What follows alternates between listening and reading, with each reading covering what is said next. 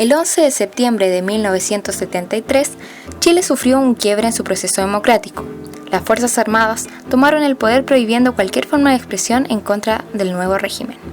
El periodismo se vio afectado directamente, siendo apresados y torturados muchos de sus dirigentes y funcionarios por sus vinculaciones políticas con la izquierda. Estudiantes y profesionales del rubro perdieron su libertad para informar sobre el acontecer nacional. Es así como Alberto Gamboa, director en aquella época del diario popular El Clarín, fue citado a declarar al Ministerio de Defensa. Tras presentarse el 19 de septiembre del mismo año, fue dirigido al Estadio Nacional, donde permaneció alrededor de 3 meses y luego conducido al campo de concentración Chacabuco, ubicado al norte del país. En este centro, el gato, como le llamaban sus cercanos, no abandonó su oficio periodístico y utilizó un diario mural para informar lo que sucedía en el lugar. A fines de 1974 fue liberado de Chacabuco y trasladado a Santiago, asumiendo así en 1975 la dirección del Fortín Mapocho, un diario de raíz sindicalista que en esos años se transformó en un periódico popular, ya que dentro de las nuevas políticas militares se prohibió la creación de nuevos medios de comunicación. Paralelamente, Hugo Godoy, estudiante de periodismo de la Universidad de Chile, dirigente y ente activo del movimiento de izquierda revolucionaria, tuvo una abrupta salida del plantel con la llegada de la dictadura, lo que significó su paso a la clandestinidad en lo profesional y en su vida privada, llevándolo al alejamiento de su núcleo familiar y a asumir la condición de nunca revelar su verdadera identidad. Continuó con su activismo político, colaborando de lleno en la publicación del MIR El Rebelde. El objetivo principal de este medio era incentivar la resistencia del pueblo contra los abusos de poder que ejercía el régimen militar. Al ser un escrito político de izquierda, se producía y divulgaba de forma ilegal, y las personas que redactaban para él lo hacían de manera anónima.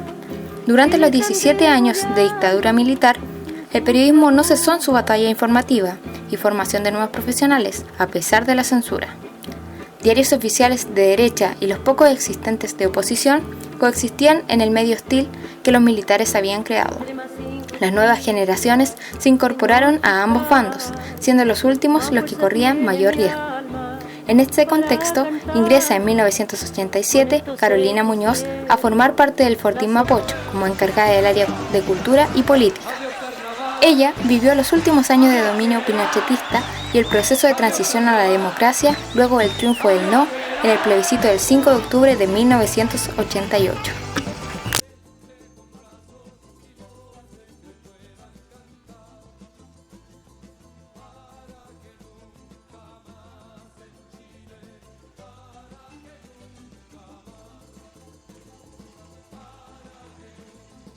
Como diario concreto que me tocó vivirlo a mí es que nosotros no podíamos reportear en La Moneda ni en ningún ministerio que tuviera que ver con la política. No nos dejaban entrar a La Moneda a recoger la información, ni siquiera la información de Cancillería, que funcionaba en ese tiempo en La Moneda.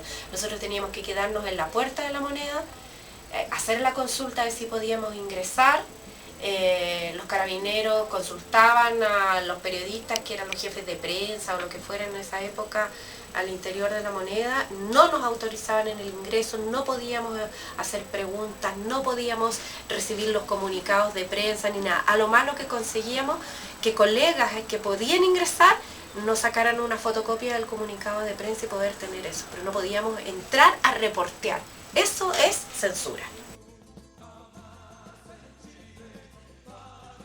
Entonces lo que las revistas hacían era publicar el espacio en blanco y ponían aquí bando no sé qué, no sé cuánto, para señalar de que ahí había habido censura.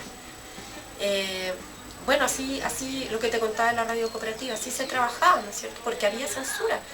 Y lo que me contaban los colegas, porque yo era muy jovencita, ¿no es cierto? Pero los colegas que trabajaron inmediatamente durante el golpe, de que habían militares al interior de las radios y que iban a revisar los libretos y iban borroneando aquello que pensaban que no se podía decir. Y los pobres locutores tenían que ir leyendo a brinco porque a veces no tenían ni coherencia las frases porque la mancha negra era tan larga que no tenían cómo leer las noticias. Pero es que así es la dictadura. Exactamente las reglas que nos ponían. Porque si tú, por ejemplo, te decían ya no pongas más,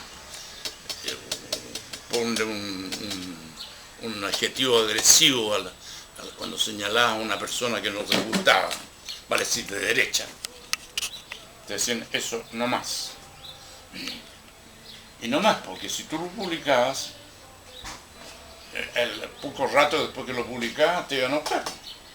Pero... Y te llevaban preso y te metían no te digo que te cachaban de repente, pero no era tan grave lo que te hacían, pero te sacaban al tiro de tu medio.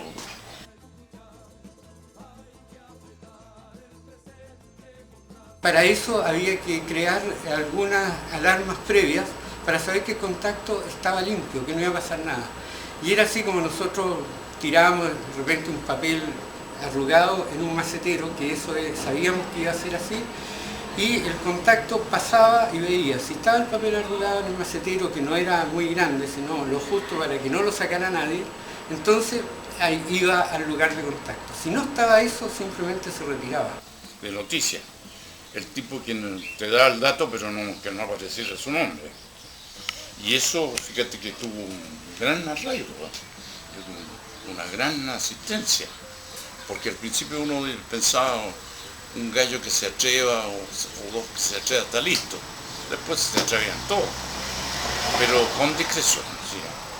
Había una especie de convenio de que el gallo que se arriesgaba, que escribía o que hacía cosas, no contaba a quienes le daba los datos. Realmente nosotros confiamos en la palabra del gallo, porque el gallo que se arriesga a dar información, o sea, se arriesga, está arriesgando un trozo del pellejo. Entonces no puede estar contando mentiras por las puras pelotas. Y eso lo ocurría. Y nosotros, yo te digo, estimulábamos eso, porque también agradecíamos la cosa.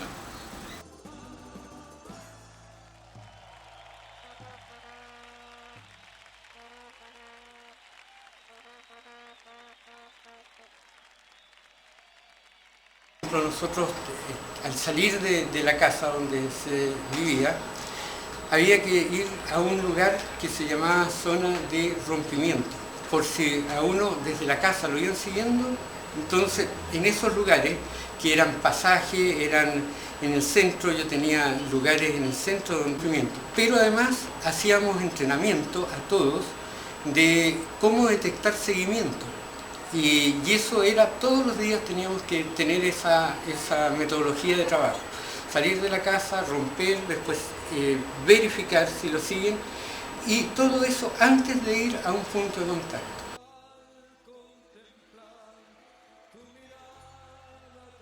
Era un riesgo de tortura y muerte, la posibilidad de junta o separada, pero esas eran las posibilidades que un periodista sufría, y así como sucedió con nuestros colegas.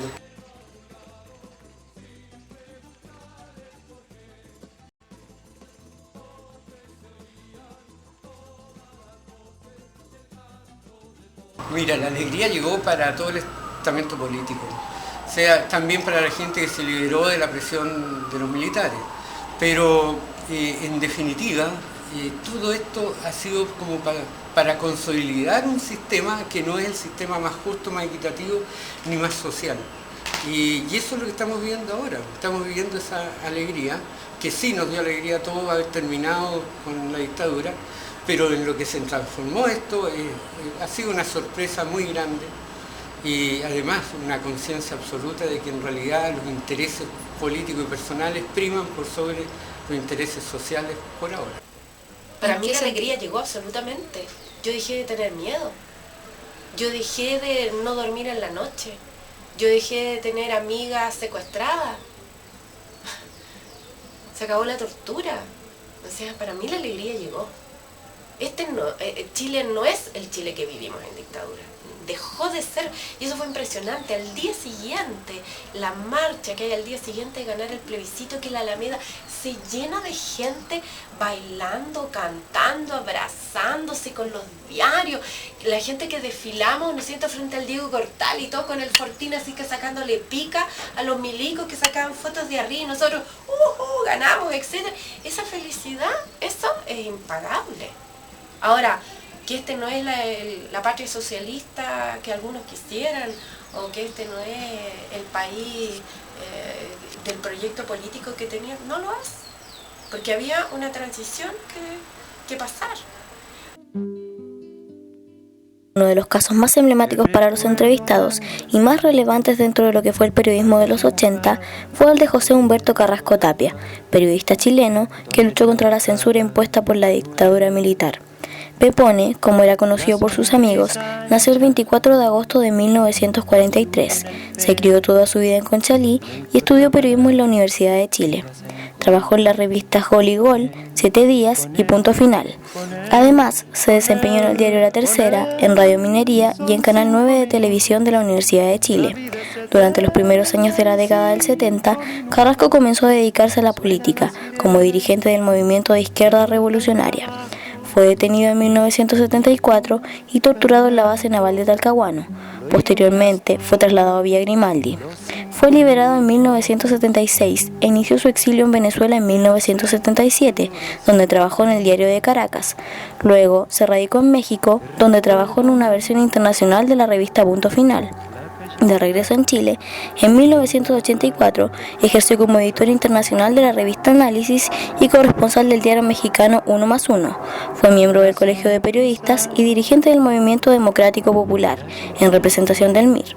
La madrugada del 8 de septiembre, en 1986, fue secuestrado desde su casa en el barrio Bellavista y llevado hasta un muro del cementerio Parque del Recuerdo para ser acribillado a balazos por agentes de la CNI. El periodismo de oposición de los años 80 luchó por varios frentes para crear conciencia popular y derrotar la dictadura. Implementó métodos creativos para evadir la censura de la época. Un ejemplo claro de esto es cuando dejaban el espacio de la fotografía publicar en blanco con un texto cruzado con la palabra censurado, acompañada de un pie de foto que describía el contenido de esta. Estos periodistas fueron la voz de los oprimidos y afectados con el abuso de poder ejercido por las autoridades. Su trabajo ayudó a que los medios internacionales conocieran la situación chilena y, como consecuencia, Augusto Pinochet se viera presionado a realizar un plebiscito para validar su condición de mandatario. Finalmente, los medios de oposición que dieron una batalla prolongada contra la dictadura militar fueron desapareciendo paulatinamente con la llegada de la democracia.